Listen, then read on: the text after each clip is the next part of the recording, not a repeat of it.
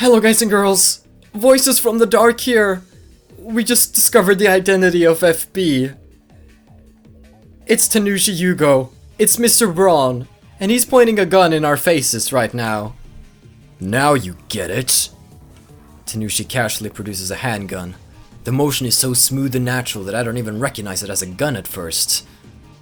Its heavy form gives off a chilling black luster. The muzzle is pointed at Moeka. What? Moeka and I are unarmed. We didn't plan for this. How could we have? We thought FB was Tanushi's wife, not the man himself. Let me ask you one thing. Your wife. She died having Nay. Why? I curse silently. No wonder I never seen her. She's been dead for years. Tanushi is FB. No, that can't be. I thought I was your world, M4. Now you're running away? Keeping his gun trained on Moeka, the man I knew as Mr. Braun laughed scornfully. We're at an overwhelming disadvantage. I was a fool to believe the direct approach would work. Now my recklessness is going to get us both killed. No, not both of us. I don't die here. I'm here because I time leap on the 16th. That fact is written on the fabric of this worldline. So if the attractor field model is right, I can't possibly die now, on the morning of the 15th. My survival is guaranteed by the same force that keeps killing Mayuri. However, Moeka has no such protection. She dies today. It doesn't matter how. She could easily die now, right before my eyes. What am I going to do about it? Nothing. It doesn't matter. My goal is to obtain FB's cell phone and send a D-mail to Moeka in the past. That is the reason I'm here. In any case, I mustn't let his handgun scare me. I mean, it's just a gun that can shoot people. There's no turning back now. All I can do is stay on the offensive. Get some answers out of him. So you're a rounder. CERN's dog. Their dog? Yeah, you ain't wrong. Tanushi's like a different person today. He's composed. He doesn't get angry, even when I provoke him.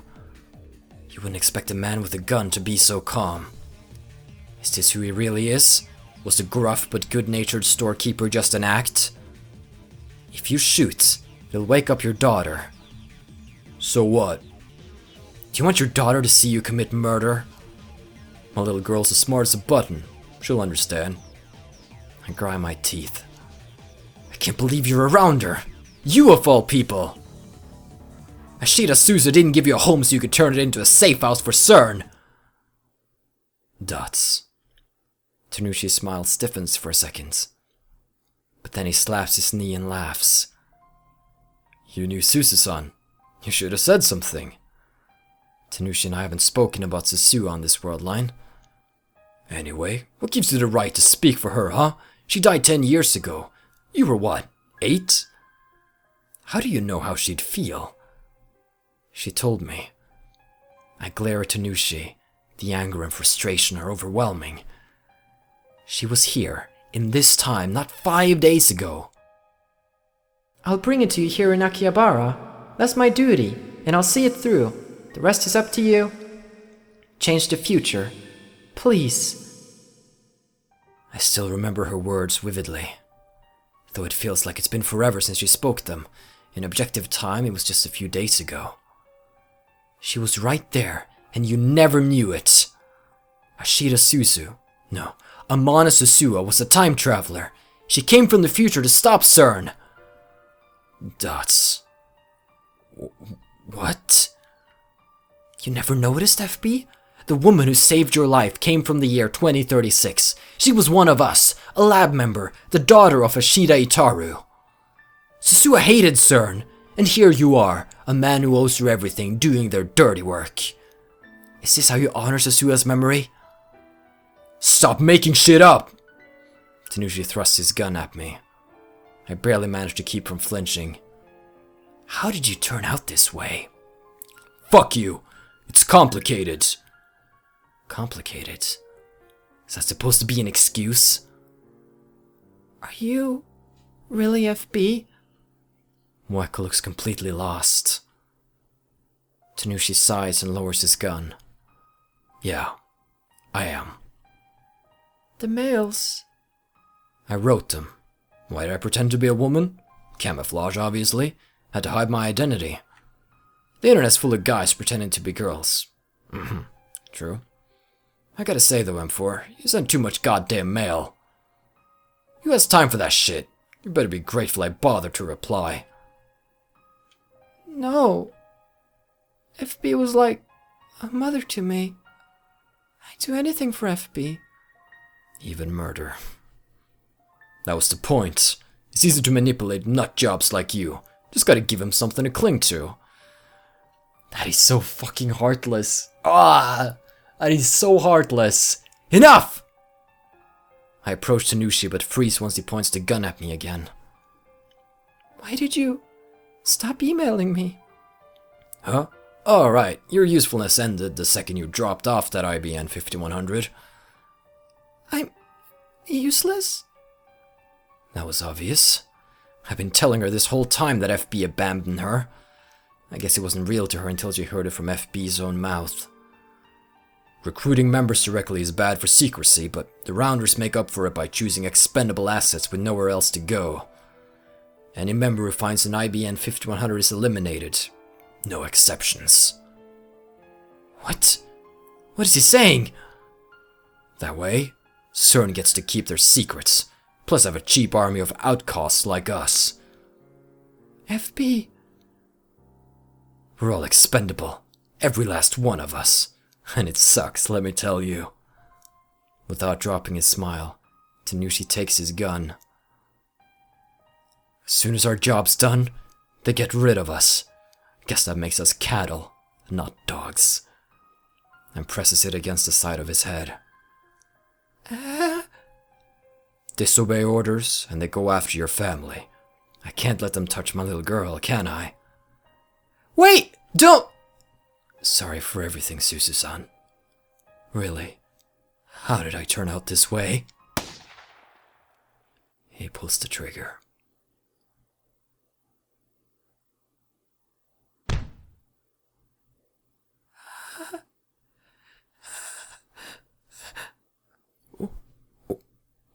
Why? Brains splatter against the wall. Tanushi's massive body drops to the floor and sprawls out motionless.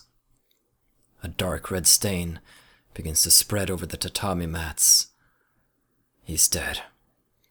Tanushi is dead. No. Why? Dots. It's over. And I still don't understand what happened. Would he have killed himself even if we hadn't confronted him? Was his death too the will of fate? Tanushi had completed his mission. Maybe he chose to eliminate himself rather than face CERN assassins. You fool. I bite down hard on my lip. I pound my fist against the floor. You left your daughter all alone. You meant to protect her with his sacrifice, but what is Nei supposed to do now? How could you die with a smile? All Rounders are expendable, he said. Does that mean FB was just another pawn? Is that how CERN operates? That's insanity. This can't be real. Nei, is she still asleep in the next room, blissfully unaware of her father's suicide? How do I explain this to her? Should I run? Again, strictly speaking, my purpose is to obtain FB's phone. Once I send the D-mail and change the world line, all of this will be undone. I could run like a coward and no one will know. I'll know. I timidly slide open the door to Nei's bedroom. It looks like you'd expect. There's a red backpack hanging next to the desk and there's a futon laid out on the floor. But Nei isn't there. The window is open. The lace curtains are waving, as if to invite the fresh morning breeze inside. She's gone? Where did she go? No, don't tell me CERN kidnapped her. I don't even know if she was here when we arrived. None of this makes sense. This isn't the world I know. His phone. I need Tanushi's phone. I'm relieved Nei isn't here. I don't have to tell her about her father's death. I find Tanushi's phone in his pants pocket. I was ready to kill him for it if I had to. I never thought he would kill himself. And now I'm looting his dead body like a hyena scavenging for scraps of meat. And make myself want to puke. I leave as soon as I have the phone, dragging the catatonic Mueka with me. We regroup with Kurisu, who was worried sick waiting outside, and hail a taxi. I wish we hadn't spent so much time parked near Tanushi's house. Once the body is found, the police might trace the rental car back to us. Maybe we should have reported it first, but I'd rather not have to answer any questions. Besides, soon, none of this will have happened. Yeah, things are kind of taking crazy turns, isn't it? Oof, like, oh, I feel it's a shame that this visual novel started out slow. Like, I'm just gonna say it, I felt the start was really slow, and I was really considering just cancelling the series because I wasn't finding it that entertaining, but seriously, it's so good! It's like, wow! Okay, So the manager was FB. First, we take Mueka back to her apartment. There, I explain to Kurisu what happened. Tots. Mueka didn't say a word on the way back. Now she's sitting on the floor by the entrance, staring off into space. It must have been quite a shock to hear Tanushi's, FB's, confession. The one person she trusted betrayed her. She may never recover. But were Tanushi's actions really a betrayal? I'm not quite convinced. Something felt off back there. Rounders who complete their missions are eliminated. No exceptions. That's what FB said. But in that case, why wasn't Mueka killed? Hey, Mueka. It's possible that FB did what he did so you could live. Maybe he didn't abandon you. Maybe, by pushing you away, he was trying to keep you safe. This may just be wishful thinking. We'll never know FB's true intentions. But I want to believe that Tanushi did care for her, that there was a place for Mueka somewhere. What am I doing? Why am I trying to comfort Mueka? Maybe I'm just soft. Okabe, we need to send the D-mail now. Kurisu's expression is grave. This just reminds me of something like... It really reminds me of the anime Higurashi no Naku Kuroni, I believe the full name is, where it's like a village and they're like some school kids and they're playing, having fun, laughing all day, but then suddenly things take weird turns during different story arcs where some of them turn like psychopaths and murderers and everything gets really grotesque. And this sort of reminds me of this because we have many different realities where people are often different in one of them. Like in the other one, Mueka was a murderer. In this one, she's not. In the other one, you know, Braun has always been cool and normal, but this time he had a gun. Like, it's so absurd because they take what you expect of reality and then it just twist it and, it's so good. Kurisu's expression is grave. Miss this chance and you could be in a lot of trouble. Kurisu had the same thought as me. Your goal is to save Mayuri, not take revenge on CERN, right? I don't want anyone else to be hurt because of the machine we built. Yeah, you're right. FB's phone is in my possession. There's no longer any reason to stay on this world line. It's only a matter of time until the police come looking for us. I should send the D-mail immediately. When I do, the present will be reconstructed. Tanushi will still be alive. Mueka will still be in contact with FB. And at last, the IBN 5100 will return to me. I just need to think about saving Mayuri, and all will be well. Do you think Daru's still in the lab? I'll try calling. I'll send the same message I tried to send earlier from Mueka's phone. Only this time it will be from FB phones, which should convince her not to go pick it up. When Mueka sees it, she'll believe it to be an order from FB. Knowing her depends on FB, she'll obey without question. It makes me sick to be taking advantage of Mueka's vulnerability like this. How am I any different from FB? He said he'll be there in 5 minutes. So we just wait until then. By the way, Something weird happened back there. After closing her phone, Kurisu glances at Moeka and lowers her voice. While I was waiting outside, I heard a gunshot. And right after that, I saw her. Her? Who? I ask, even though I already know the answer. There's only one person it could be. Nei-chan. She ran out the back door. When I called her to stop, our eyes met.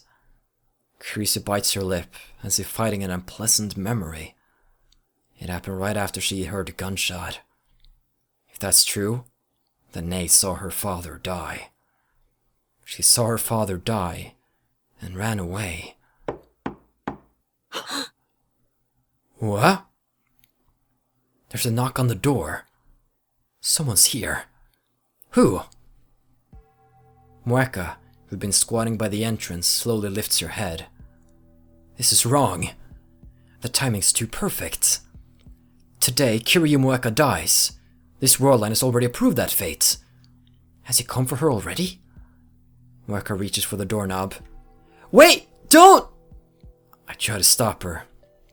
But too late. Moeka is already turning the doorknob. The door opens slowly. And there stands... Hi! An innocent greeting. A child's voice. Familiar. How did she find this place? How did she get here? Why did she come here? She ran away? Our eyes met? Right after I heard the gunshot. That's... Nei steps up to Moeka. Moeka's body blocks my view. The next instant, Moeka drops to her knees like a string-cut puppet. An innocent laugh.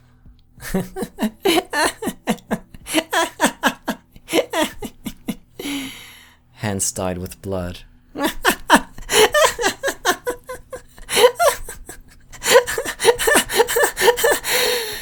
A cleaver in her hand. No way! Yes way. Nei's lips twist into a victorious snare. She looks straight at me, her eyes burning with intense hatred. Those aren't the eyes of a child. What's going on here? Is this really Nei? I won't forgive you. The venom in her voice chills me to the bone. Daddy died because of you. I'll never forgive you. I'll kill you with my own 2 hands. Kurisu and I stare in shocked silence. Neither of us can move a muscle. Hokibei Rintaro. My heart skips a beat. I feel like someone just walked over my grave. I'll come for you in 15 years. I hope you spend them quivering in terror.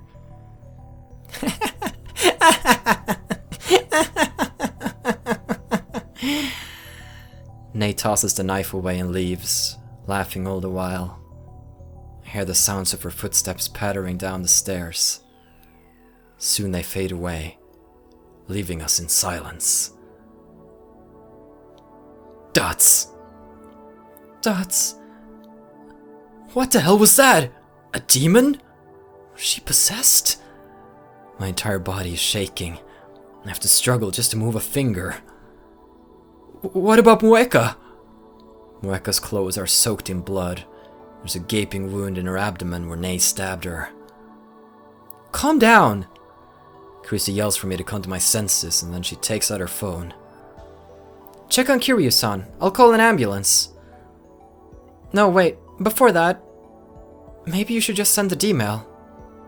Even now, Kurisu is calm. I feel an irrational surge of anger out of composure, but I know that she's right. Once I send the D-mail, this world line will be undone. I know that, but still I run to Moeka's side. When I lift her up in my arms, I see that her chest is already covered in blood. Moeka! She's my enemy. Hang in there! She killed Mayuri. Can you hear me? Moeka! I can't understand her. I can't forgive her. And yet, I can't help but call her name. Because in a sense, she's a victim too. Moeka slowly opens her eyes. Her eyes are blank and unfocused. She's fading fast. Ed? She tries to speak, but her voice catches in her throat. I bring my ear closer to her lips. I killed someone precious to you. Yes, you did. Countless times. Not on this world line, but on others. Which raises the whole question, can you really blame someone for something that they haven't done in this world line? Because in this world line, she wouldn't kill Mayuri.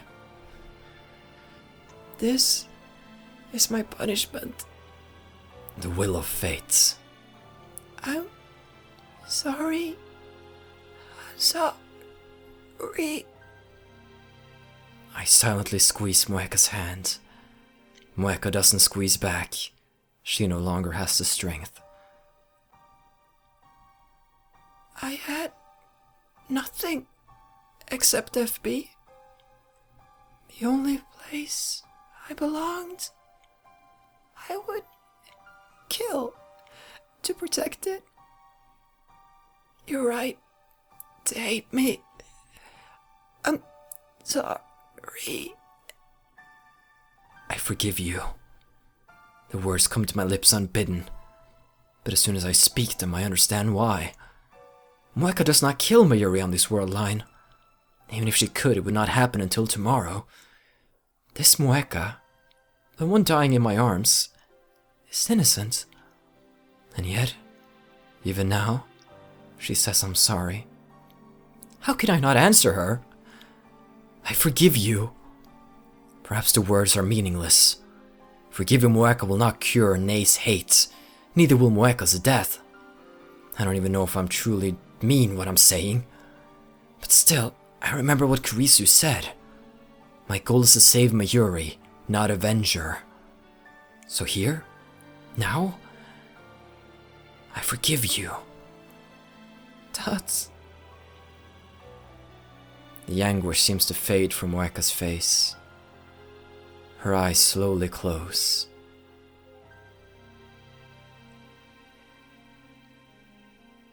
A tear slides down Moeka's cheek. Her hands slip from my grasp. She's no longer breathing. Biting my lip, I lay Moeka to rest on the floor. I place her purple phone in her hands. Okabe. I talked about this in the corrupted recording, but I decided to go with Okabe because it flows a lot better than Okabe. Like, Okabe just flows better, and I've probably been saying it wrong for 50 plus episodes, but hey, now we're saying it right. Kurisu calls to me in a weak voice. I think you should send the D-mail. Everything's ready at the lab. Yeah. Moeka and FB are gone, but Mayuri's fate remains unchanged.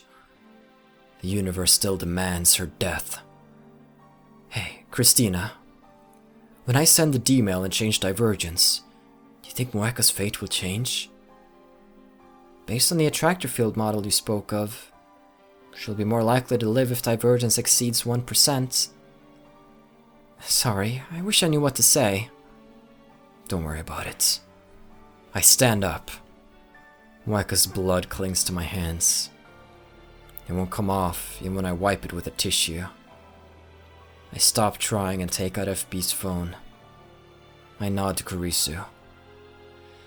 She calls Daru and tells him to activate the phone wave, named subject to change. I take one last look at Moeka's body laying there. Causality is a strange and terrifying thing. At the beginning of all this, Moeka killed Mayuri. But now, Moeka lies dead, while Mayuri still lives. All because I changed the past. Moeka, if you're going to apologize for a sin you didn't commit, then I must apologize as well. I'm responsible for twisting your fates. Well, guys and girls, the reason I made a save here is because we have a choice to either call and send a D-mail or not send a D-mail. What I did in the corrupted recording was that I sent a D-mail. So we're gonna go in those footsteps now not send a D-mail, sorry. I didn't send a D-mail. Meaning we're gonna go down that same path, and then we can always loop back around and do the other path, because that's how we get 100%. So now we can easily get back to this point. Just be aware that this is a point that we will continue from later, because it's interesting to see different sides of the story. And for twisting the fate of Tanuji Nei, I ruined that innocent girl's life, made her something other than what she was meant to be. Is it okay to just leave her like this? Of course, if I send the D-mail now, this world line will be undone. Nei's twisted fate will be corrected. There's no point in worrying about it, but you're curious. I should just think about Mayuri. I shouldn't burden myself with any more problems. Is this really okay? Of course it is. Send the D-mail. That's all I need to do. Why won't my fingers move? I already know what I need to do. And yet... Okabe? Wasn't there something strange about that girl? That girl? You mean Nei-chan? I nod. She was like a different person. What did she mean she'll kill me in 15 years? It bothers me. Does she know something? What was she implying? Don't worry about it, Okabe. Send the D-mail right now. That'll solve everything. Dots. I put FB's phone in my pocket. I can't pretend I didn't see that. Nei's crime is partly my responsibility. And I need to know what she meant when she promised to kill me 15 years from now. Well, I can't remember the exact year you die, but you were dead when Sasua was talking about you. And as far as I can remember, Sasua didn't want to go into detail about your death, so if you die in the year 2025, then it's likely that Nei is your killer in the future. I'm time leaping. Back to the lab. Kurisu sighs, but I pretend not to hear it. Time leap! Commands! Whee! Whee! Ooh, sorry. Okay. Our enemy? But... Kurisu glances at Moeka, then whispers into my ear. Isn't she our enemy? It's about 7 AM, right? Huh? Well, yeah, but where did that question come from? After time leaping 4 hours back, I find myself in front of the station. This is right after Moeka and I met up with Kurisu after returning from Narita Airport. After this comes the Tanuji residence. Moeka is standing a few meters away, kicking the dirt in boredom. Moeka was dead just a few minutes ago, but now she's perfectly fine. I feel no surprise. I suppose I've grown accustomed to this particular facet of time travel. After all, I've seen Mayuri come back to life countless times already. There is one other thing experience has taught me. Today, Moeka and Tanuji will die, and there's nothing we can do to stop it. I know it's cruel, but I didn't come back here to save them. I don't have the means to, and it isn't my problem. The problem is Nei. We arrive in front of Tanuji's house, just like we did before I time leaped. But this time I wait outside with Kurisu. Moeka enters alone, expressionless as ever. While we wait outside, I tell Kurisu what's about to happen. I also tell her to wait a little while after she hears the gunshot and then go inside and take Tanuji's phone. It feels like an eternity passes in silence. And then... Dots? Kurisu gasps. Her body goes stiff. There really was a gunshot.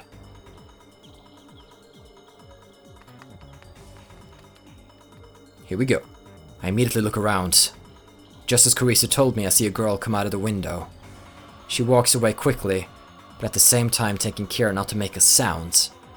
That's not how a child acts after witnessing her father's death. Wait! Nei looks over her shoulder. She spares me with eyes full of hatred. That alone is enough to make me shiver. It's pitiful, but a tiny little girl is making me nervous. Something is very, very wrong here. This Nei is like a completely different person. I want to know her true identity. That's why I time leaped instead of sending a D-mail. Nay is still running, ignoring my calls to stop. I run after her. Out of shape though I may be, I'm still more than a match for a 12-year-old girl. The distance between us quickly shortens. Nay keeps running, occasionally looking back at me and grinding her teeth in a very unchildlike manner. Normally, a child being chased by a man will cry and scream things like "Stay away" or "Help!" But this girl says nothing. The only sound is her heavy breathing. "Stop!" I call out to her once more when she's nearly in arm's reach. Unexpectedly, Nay slows down and eventually stops to catch her breath.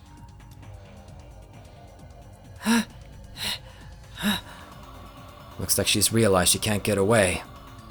From the sound of her breathing, she must be at her limit. We're alone. Kriso and Mueka will still be at the house, and the streets are empty thanks to the Oban holidays. Perfect. I was afraid someone might report me as a child molester. Yeah, you already done that, don't worry about that. Now I can get what I need to know out of this strange girl who looks like Nay. I call out to her as I catch my breath. "Are you really Tanuji Nay?" "Tuts." Nay glares at me as she catches her breath. "You plan to kill Kiryumueka after this, don't you?" "That's right." She punctuates her nonchalant reply with a cruel smile. That is not the face of a child. "Revenge for your father?" "You and Kiryumueka killed Daddy." "Your dad killed himself. He blew his own brains out. He would have done it even if we hadn't been here. It's not our fault." "I don't care." "What?" "Kiryumueka was there when Daddy died, but she didn't stop him. I won't forgive her. Nor you, Okibe Rintaro. You weren't there, but Daddy wouldn't have died if you hadn't gotten involved." Wait, is she blaming me for them finding the IBN 5100? How the hell was I supposed to know? "But I won't kill you now. I can't." The tiny little girl, barely half my height, looks up to me with a smile that chills my blood. "I'll kill you in 15 years. Keep living in fear until then." I get on my knees and grab Nay by the shoulders. I hold back my terror and meet her stare for stare. And yet, this girl doesn't even flinch.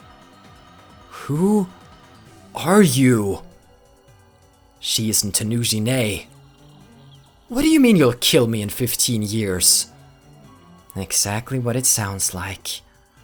15 years from now, I killed you." "Killed? Why is she using past tense?"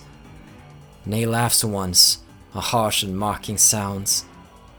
Then she leans in and whispers, "You still don't get it?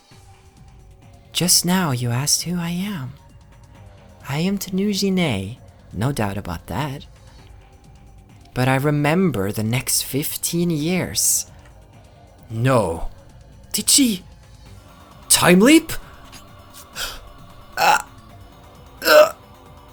Nay suddenly whips out a knife, catching me completely off guard.